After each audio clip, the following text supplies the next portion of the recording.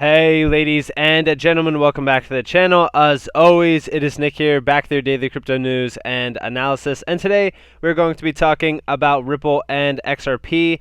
Obviously, there's some excitement going throughout the market right now as Bitcoin does range back to almost 60K. It's actually crazy how fast that moved since my video on Casper just earlier.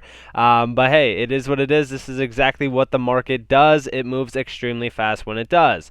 Now, of course, XRP is up 0.23%, so nothing too crazy there. Just jumped to about $1.10. Hopefully, we could find support at about that $1.10 range. Trading volume is still down about 28.15%, but it looks like the market is looking for some strong conviction in terms of some major price moves up.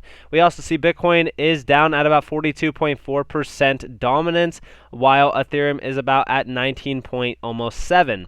So this is pretty good. We are seeing, Ethereum make its ways in terms of dominance. I'm sure that very soon, within the month of December, almost into January, we will see Ethereum up over about 25% in terms of dominance, and Bitcoin down at about roughly 35, almost even lower, because I do think that Bitcoin will make it into the 20s for the percentile ranges for dominance. So we are looking to have a major bull run ahead of us, and I'm very excited to be here with you guys along the way to experience it with you. And I just want you guys to all understand how important it is to always take profits along the way up. I know we are holding the future with XRP, but it doesn't mean that you can't take profits and up your bag 2 to 4x plus. So guys, please make sure that you have an exit plan, an exit strategy, whatever the case may be. And it doesn't mean that you have to sell all your XRP or a large percentage. I'm just saying profits are profits. Now, before we fully jump on into this video, I just want to ask you guys, if you are new to the channel, or if you guys aren't, definitely hit that like button, as it does help the channel grow. Also, I do hope by the end of this video that you consider subscribing and turning notifications on.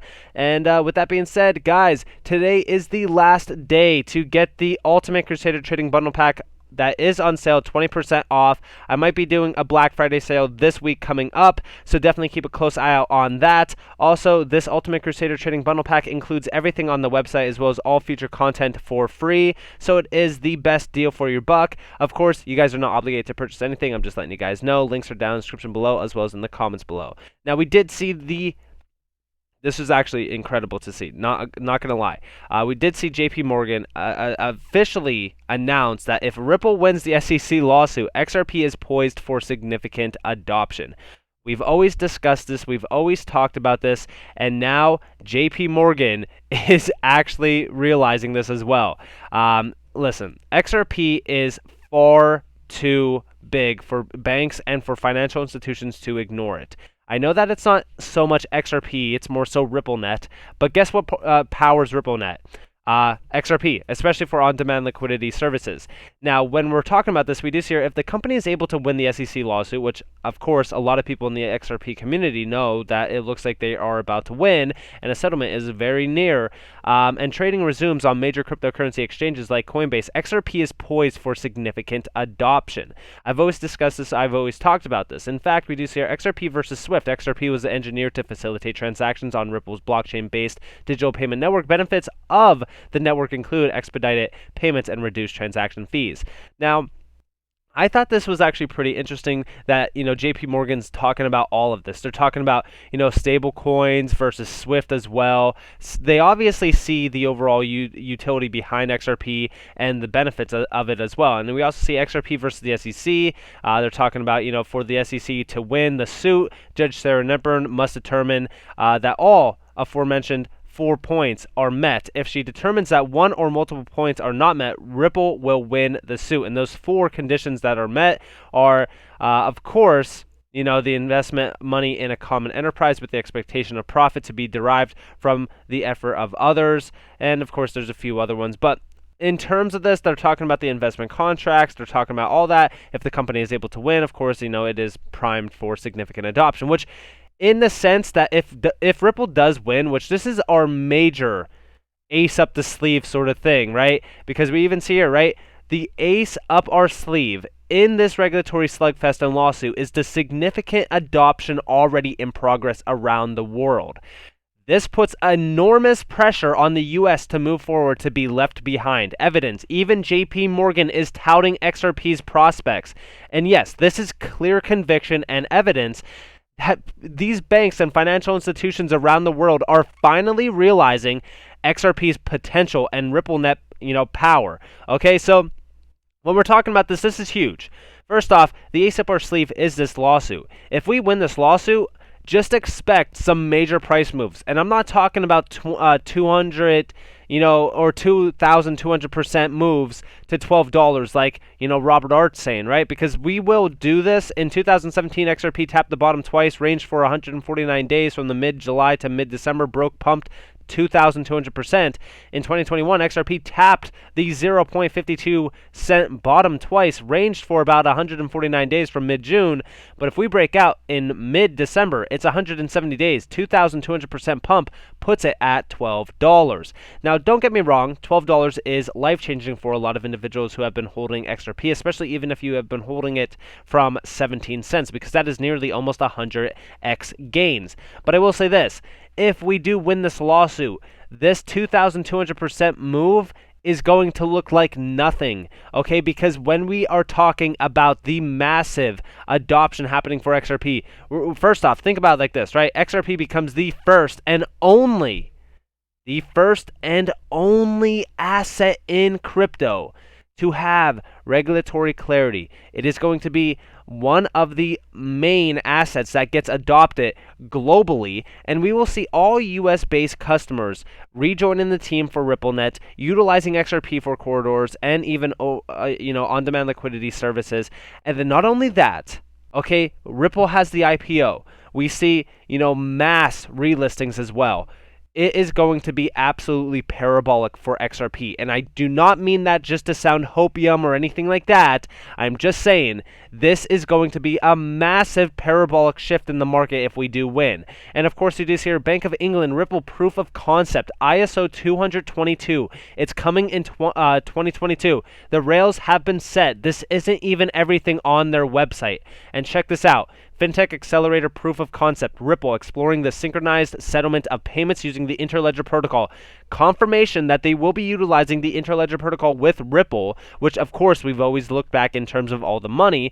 And of course here is, a little bit more of that proof. The Ripple solution utilized by the bank was built around the open source Interledger Protocol that enables payments to be made across different ledgers and networks across the world. The solution used Ripple Connect, which acted as the interface that enables an institution's internal systems to integrate with the Ripple network. We successfully integrated the Ripple solution with 2 simulated RTGS systems hosted in the cloud and demonstrated that we could process a successful cross-border payment across 2 RTGS systems simultaneously.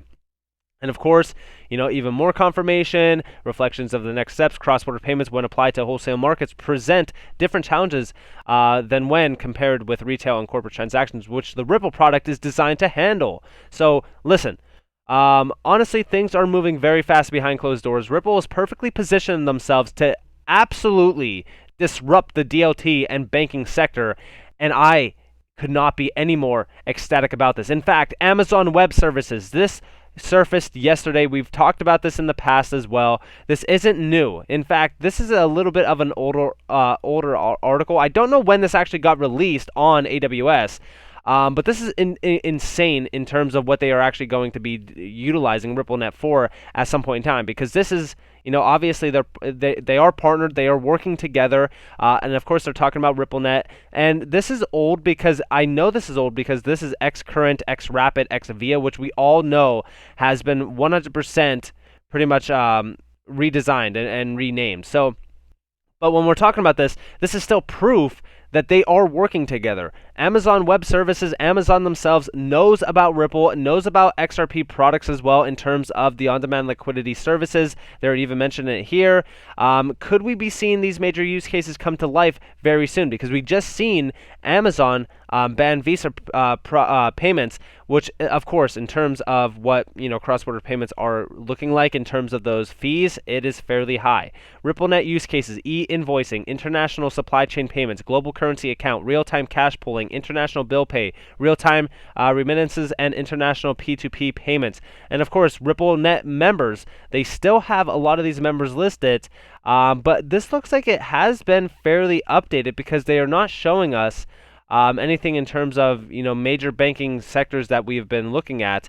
But of course, this is a bare minimum list. There is 38 of these major banks that are testing with RippleNet, and I think that the members list is actually fairly larger than this. But a lot of these are updated names, which I find interesting. But overall, this is clear proof of what is happening behind the scenes. There's so many proof of concepts that are working with Ripple right now.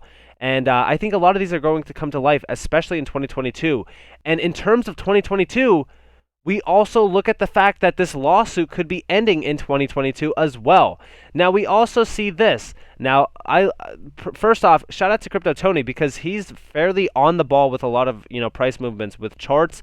But he is saying that this structure looks really awesome. It could either have a little bit of a small dip down here into the 90s possibly, which looks a little bit unconfirming to me, especially considering the fact that the market looks fairly good right now. It looks like XRP is still moving above the $1.10. Looks like it could range here a little bit.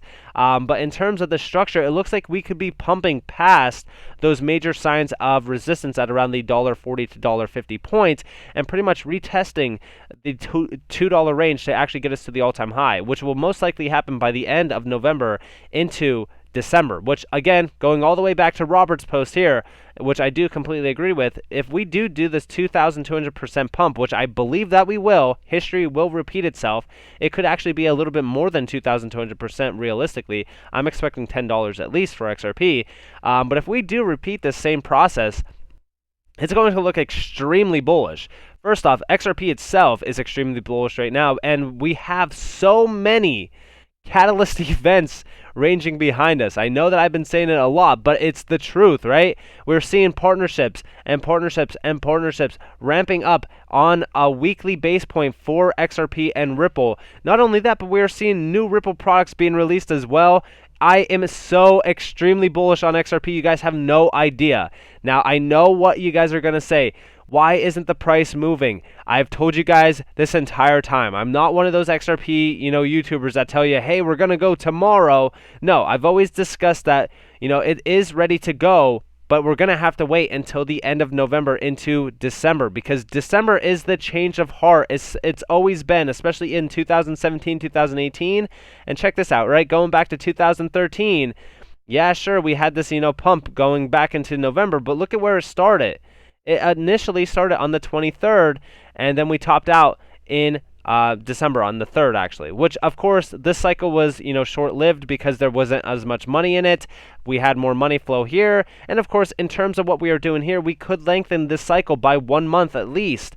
So we are looking very good, for the end of this year as well as into the possible beginning of January, which, again, when we're looking back at 2017, our topping point here was the 6th, and it was also the 6th for XLM as well. But with that being said, I hope that you all enjoyed this video. If you guys did, definitely leave a like, subscribe, turn notifications on. If you guys don't want free content, you guys are more than welcome to follow me on Twitter and join the free Discord down in the description below. As always, I hope that you all have a beautiful day or a beautiful night wherever you guys are in this beautiful world. This has been Nick. Peace out, guys.